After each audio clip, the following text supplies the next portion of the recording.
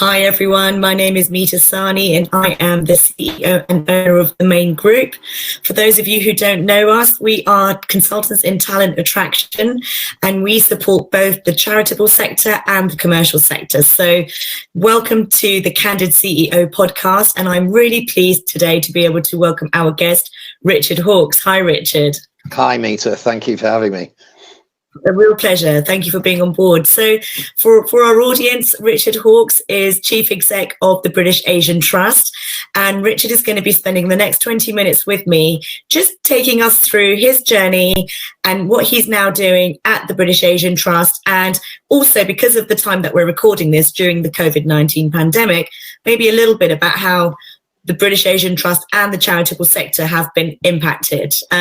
Richard, you are so qualified for this conversation because your experience and history in the not-for-profit sector is immense. Is it okay if we start with a little bit about you and your background? Yes, of course. So I've worked in the charity sector for about 25 years now, maybe a little bit longer even. I was very fortunate. In my late 20s, I was appointed to be the director of a small international charity, and it was part of a UK disability organisation. Right. And I was appointed to be the director. So I was given this incredible opportunity at quite a young age to be the director of a small organisation, which was so small that I was the only member of staff when I started. And I was basically told that they'd set aside enough salary to pay me a salary for 3 years, and I had 3 years to work out what the organisation could do, develop a strategy, start establishing some programs, raise the funds to get those programs going, and include in the fundraising to be able to cover my own salary. So it sort of sharpened the focus for those 3 years. But it was an amazing experience, and we did some amazing things in that organisation. And you learned so much in that time. You literally had to wear every hat in that. Just absolutely everything. So at a very early stage of my career, I was learning about fundraising, program development, governance, how to write the annual report, how to work with the Charity Commission, how to work with Companies House, all of the different aspects of running a charity, which have then, that knowledge has then been tremendously useful as my career has developed and I moved on to other organisations. So from there, I went to a very large international NGO where I was the international director of programs for VSO. So I was responsible for VSO's programs in about 40 countries around the world. Had a brilliant time there. And after that, I was then appointed to be chief executive of Scope, which is one of the largest charities in the country. So when I was there, it was over 100 million turnover, 3,500 members of staff. So a big charity, but it was only focused on the UK. So that was really the only time in my career that I've done a job that wasn't about working internationally and international development. Yeah. So, but had an amazing 5-6 years at Scope, and then came to the British Asian Trust about 4.5 years ago. And then at the British Asian Trust, I've just been able to use all of the skills and experiences that I'd been able to build up in all of those other organisations to hopefully of great benefit to the trust and what we've been trying to achieve there. So the British Asian Trust has been was set up by His Royal Highness Prince of Wales in 2007. Is that right? Yeah, that's right. Just over 12 years ago. So it was a combined initiative. It was the Prince of Wales came together with some of the very successful members of the British Asian diaspora. The intention being to create an organisation that would make the biggest difference possible across South Asia.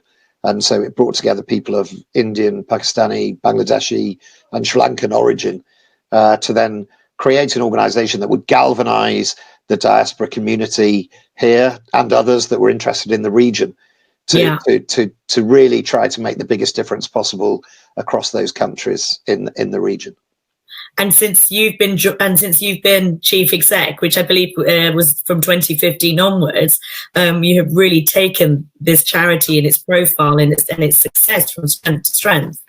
I would honestly say the organisation had been on a great growth trajectory anyway. It was, it had achieved some amazing things. And over the last 3 or 4 years, we've been able to continue that growth, and we've been able to really expand our programs, really make a difference for the lives of more people, expand our supporter base, and so on. So I think the organisation has such incredible potential that I guess in many ways almost anybody could have come along as the chief exec and just tried to bring all of those things together to really take the organisation where it's going. You're underselling yourself there.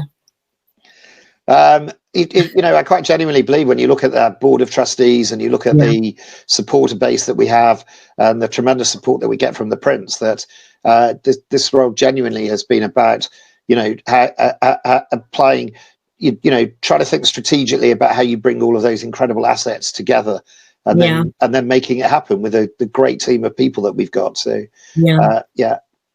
Well, I have to say, reading about the charity and the fact that it's there to tackle poverty, inequality and injustice in South Asia, I mean, that is just so powerful and so impactful on the lives of everyone, in South Asia. So it's huge. And your engagement and your passion just shines through. So for me, speaking with you and getting your insight is just fantastic, invaluable for me. That's good to hear. I mean, I'm very lucky. I've had, throughout the 25 years, I've had such a close connection with that region. So I've traveled many times to the countries in the region, and I've had a very close relationship with members of the diaspora community here as well. So in many ways, it's the perfect job for somebody with the passions that I have. Fantastic. So I call this the Candid CEO podcast, because I think that for chief execs of organizations, whether you're a chief exec of a large organization or some of the smaller ones, I think for our viewers and listeners, I think having a really candid conversation at this level is so valuable, because I think everyone thinks that chief exec have all the answers, that they were always at chief exec level and that it came easy. But we know, and that's not, that's not the reality. There's a journey, there's a process, and there's a lot of thinking. So I really want to get an understanding of your why and sort of what brought you to where you are. And we've understood the journey, but can you tell me a little bit about what your driving forces have been during your career? I guess it's been very simple for me. The overwhelming one, which is, I was very fortunate at a very, very early age. So when I was a student, I sort of accidentally got elected to be a sabbatical officer in the Students' Union, the university that I was at Manchester University. And so I was on the Student Union Executive Committee there. And I always remember somebody coming in from another country to the Students' Union and just talking to me about the role that I was able to play in making his situation better. And it had never entered my head that I could do that. That I was in a position where I could make somebody else's life better. And it just had such a powerful impact on me. And it wasn't about, we all have a responsibility to do this or whatever. It was just that awakening that we are all in a position where we can have an impact on other people's lives. And that came together even more powerfully. A number of years later, I was working in Vienna in Austria. And it was around the time of the war in Yugoslavia. And there were a lot of displaced young people from the countries of former Yugoslavia that were coming into Europe and into Austria. And again, I started to realize that I was in a position where there were people whose lives were in a very poor position. And so things needed to happen to make their lives better. There were organizations like governments or some of the international bodies that had the power to improve situations, and there were donors and funders that had money that could make things better. Yeah.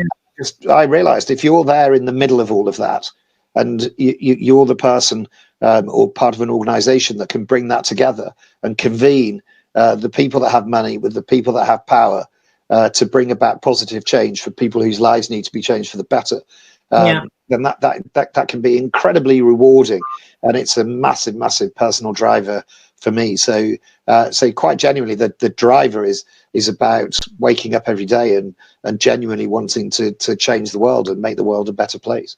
Well, that gives me goosebumps. That's very powerful. And I think for our audience and people watching this, it really is knowing that we can all do that in our own way in our organizations. And I think that for commercial organizations, it's important to know that even though we're not working in a not-for-profit environment, we can still add that value by understanding how our value creation is received. So what people actually need. It's really important to, we should never think that it's charities and NGOs that can change the world, and that the only way that commercial organizations can do that is to support those charities and those NGOs. Of course, by working in partnership with charities, massive change can be brought about, but also fundamentally the way that corporates behave, the way that their missions are set out, the values of those corporates, that can have the most powerful change of all. And we see it, a lot of the role of the private sector has changed enormously over the last 10 or 15 years, and the relationship with the charity sector, that they've both changed enormously. And so it's perfectly possible, and many companies are absolutely driven by a sense of purpose, as well as needing to make a profit or wanting to make a profit. And the impact that can be made there is immensely powerful.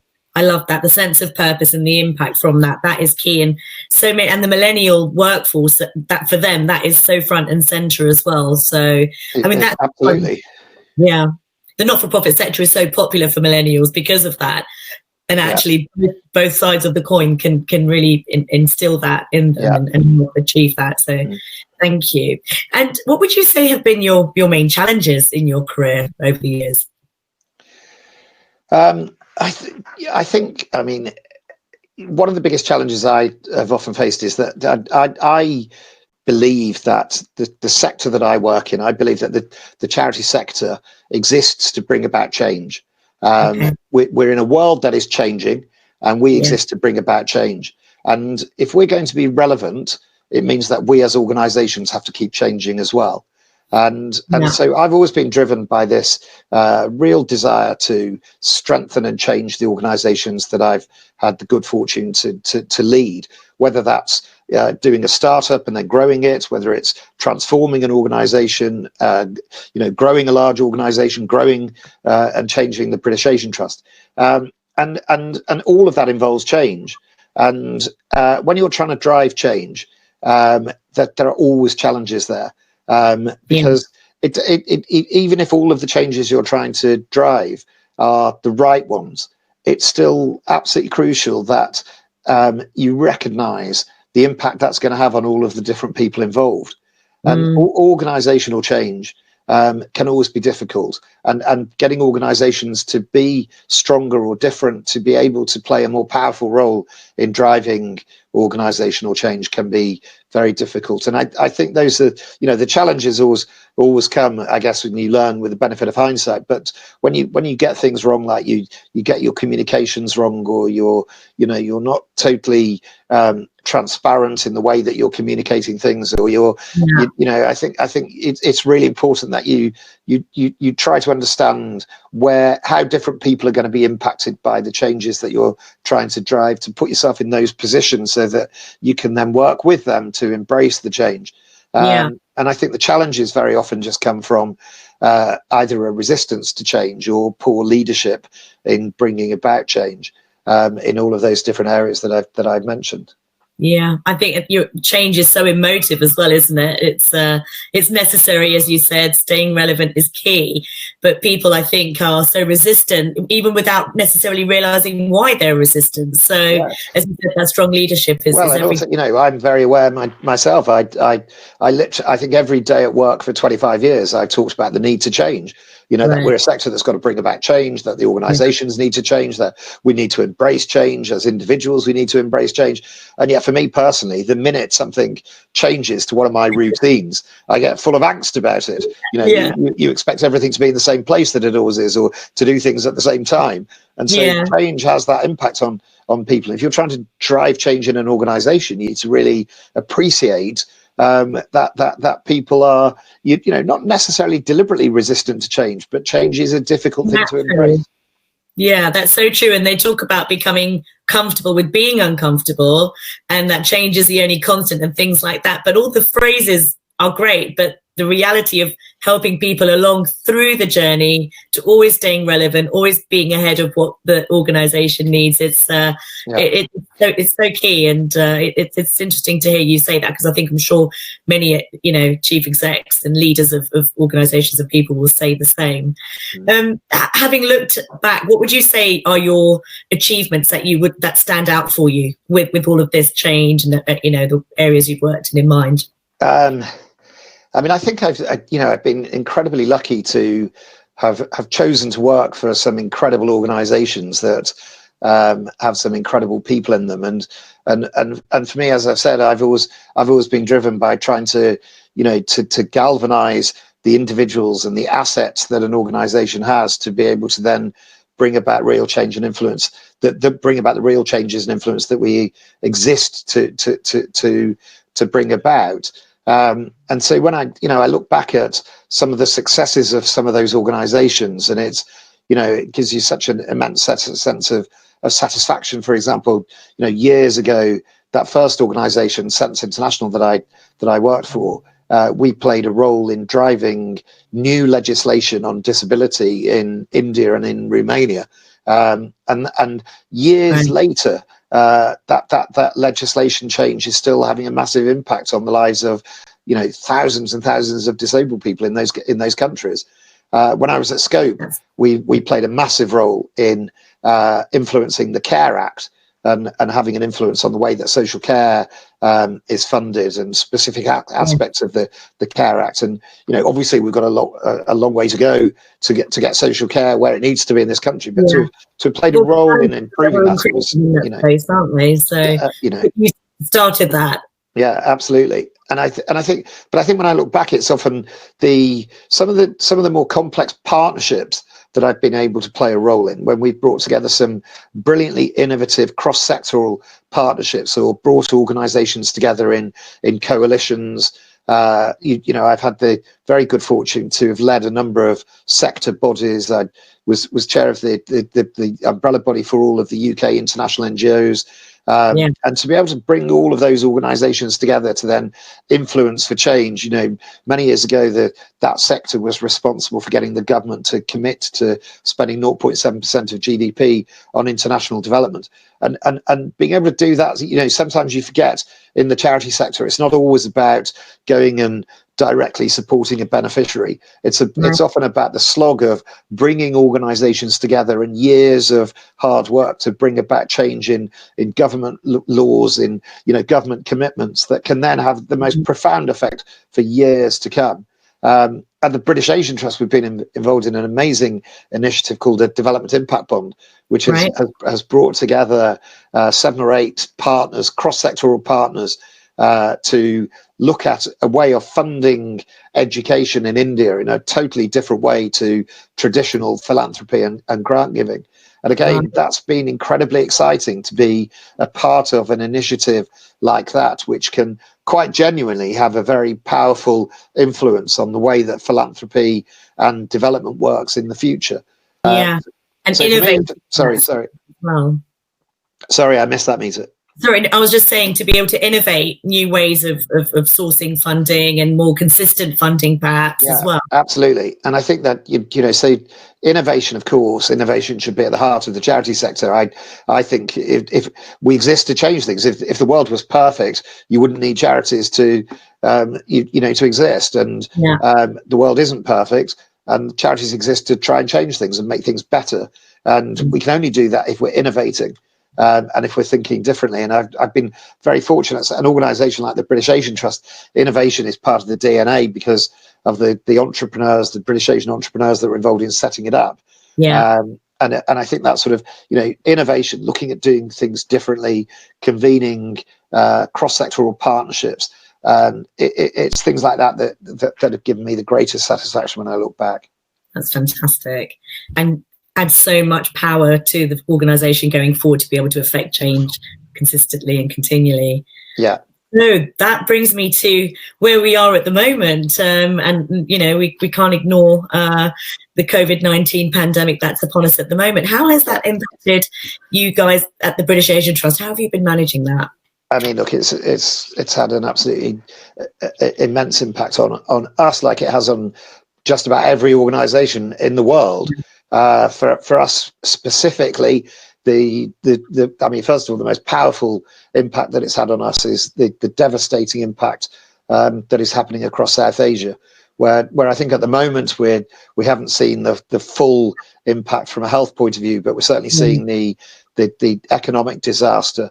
I mean, literally hundreds of millions of people in India, Pakistan, Bangladesh, Sri Lanka who've lost their jobs. They're people who are daily labourers. They're dependent on a daily wage. And when there's a lockdown and the economy stops, they lose their job. They don't have any money. They can't feed themselves and their families. And the consequences of that are absolutely devastating. And so for an organisation that exists to make things better in that region, suddenly things are in a devastating position. And we always know that whenever there's a crisis, it's the poorest people that will be affected the most. And so obviously on our programs, the nature of our programs, the way that we're supporting people, we've had to change direction very quickly and repurpose ourselves and really look at now the scale that we're going to need to be able to achieve at in the future. We're also in a position because our supporter base is the British Asian community, and everybody will be aware that the impact in this country on the British Asian community has also been absolutely devastating. There's a disproportionate numbers of BME people that have been affected by COVID. And so obviously that has a huge impact. And so we've been doing a lot of work trying to understand that, engaging with Number 10 and with Public Health England and convening groups of our supporters to be able to input to the work that the government is doing there. And so that's had an impact on our programs and our sort of beneficiaries, and it's had an impact on our supporter base. But then also, obviously it's had an impact on the organisation as well, where overnight we had to start working remotely and digitally, and the team's having to work in a very different way. We've had to furlough a number of our great colleagues. And so in effect, we're in this place where, demand for our services and what we do is up and greater than ever. And yet the organization is trying to get through a very, very challenging time. So yes, it's had a big impact, but at the same time, there are positives coming out of this as well. And we're an organization that can adapt very quickly. And so, and you've launched an emergency appeal, haven't you? Within that time, with all the challenges, you've launched an emergency appeal. Tell me about that. Yeah, so we launched an emergency appeal just over 3 weeks ago, and it's been absolutely fantastic. The response to that, I mean, it was launched by the Prince of Wales, who very generously made a donation into that appeal himself, and then our supporters have been quite unbelievable, really. And at the moment, that appeal is now in less than 4 weeks has raised over £800,000.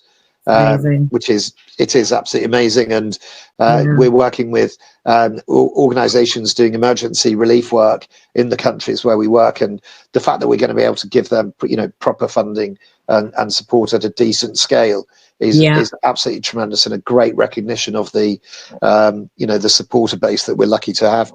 Well, I'm definitely going to add that link to this podcast when I send it out. And thank you very much. Thank you. We can continue to do that good work that you've started. That would be great. Thank you very much indeed. It's all about the team effort, especially at the moment, everyone pulling together and just helping each other through, isn't it? Yeah, totally. And how do you see the funding, the impact of funding into the charitable sector shifting in 2021? It's obviously going to have an impact. What are your thoughts in that space, and what advice would you give out to other charities? I mean, look, it's there are big changes that are happening, and the nature of the way that people give. I mean, we have to recognise that people's ability to give is been massively affected. And when people are worried about the economy and they're worried about their own family situations, giving to charity isn't going to be front of mind and a top priority. And so charities have to work even harder to demonstrate to people the value that we can bring, the value for money that we can that we can deliver. I think we're going to see, or we have been seeing, an increasing a change where people want to give charity closer to home rather than thinking internationally. And again, I think that's something I completely understand. But at the same time, an organisation like ours has to keep reminding everyone that, this is a global situation and there are people living in absolute abject poverty, and we can do something to help them. And so we have a responsibility to keep reminding people of that.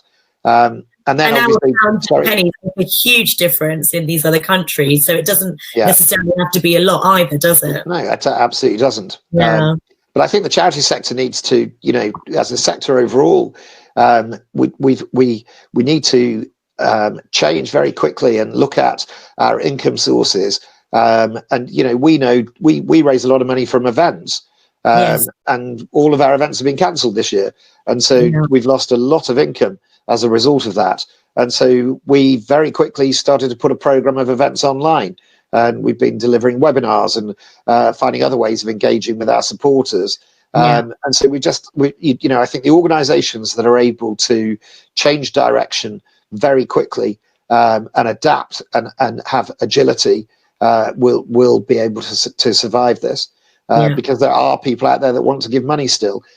We just got to keep working harder to get that money. And charities have an absolute responsibility to be able to demonstrate to an individual who has given money how we are spending that money effectively. And that every penny of that money is being spent to deliver a great outcome. So we just have to keep working harder to demonstrate that to everybody.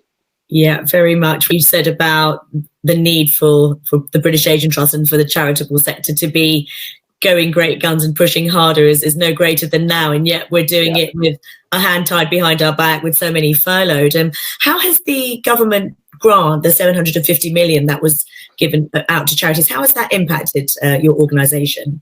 So there's no direct impact of that for the British Asian Trust, because that 750 million was for organisations working in the UK. So none of that funding was specifically for international charities. However, the government initiatives like the furlough scheme have helped us enormously. And so, we've been able to take advantage of that, like many other charities have. So the government the initiatives have definitely helped us. But that 750 million was targeted very much at organisations working in the UK. For the UK. Yes. Yeah, understood. Yeah.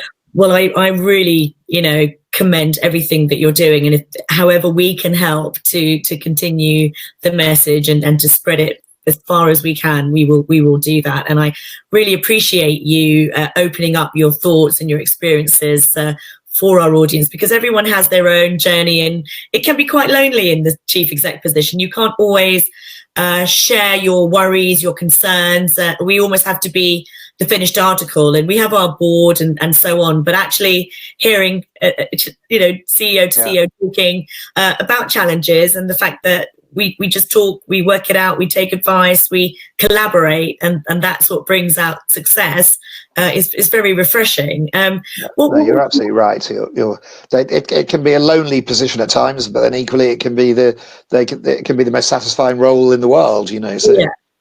Yeah.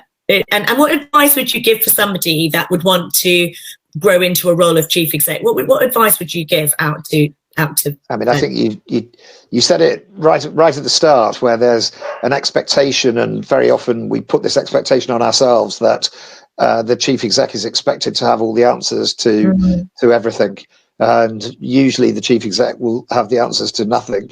Or to very little. It's the role of the chief exec is to, get the organisation working at its absolute best, and work out how you get the dynamics between individuals to work brilliantly, how you build great teams, and to sort of recognise that everybody in an organisation can have brilliant ideas and can have the answers to things. And if you as the chief exec think that you're the person that's going to do that, then that's a pretty guaranteed failure heading your way.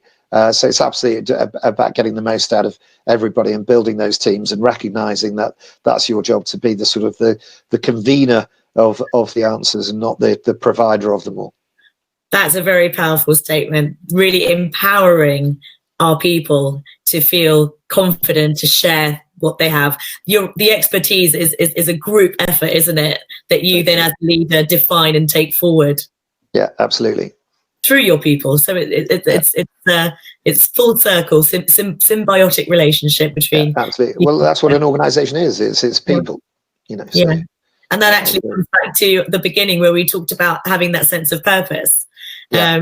And if we have that defined, as you've so demonstrated in talking today, everybody can really aspire to that. So that's really powerful. You know, I think that's where the chief exec does have a responsibility to ensure that there is a clear sense of purpose and direction for the organization that can then be communicated really easily to everybody, so that the whole organization can understand that and get behind it. Yeah, wonderful. Well, Richard, I said I was going to keep you for 20 minutes and you've kindly given me 30, so I apologize for running over, but it's been absolutely insightful and so interesting to hear your journey, the journey of the British Asian Trust, and also the impact that you've had on the charitable sector and the charitable sector has had on you. Yeah. So thank you so much for your time today. Thank you very much. Thank you very much. It's been good to talk all of those things through with you, Meeta. Thank you. Brilliant. Well, take care and all the best, and most importantly, stay safe. Thank you very much. Thanks, Richard. All the best.